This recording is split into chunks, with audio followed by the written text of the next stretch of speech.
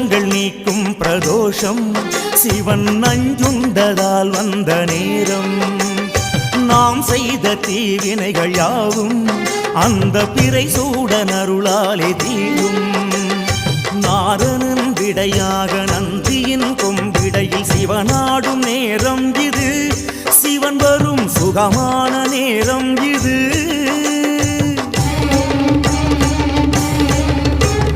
கருணாகரன் சுத்த சிவமானவன் கருணை பொழிகின்ற நேரம் இது. வரம் தருகின்ற நேரம் இது.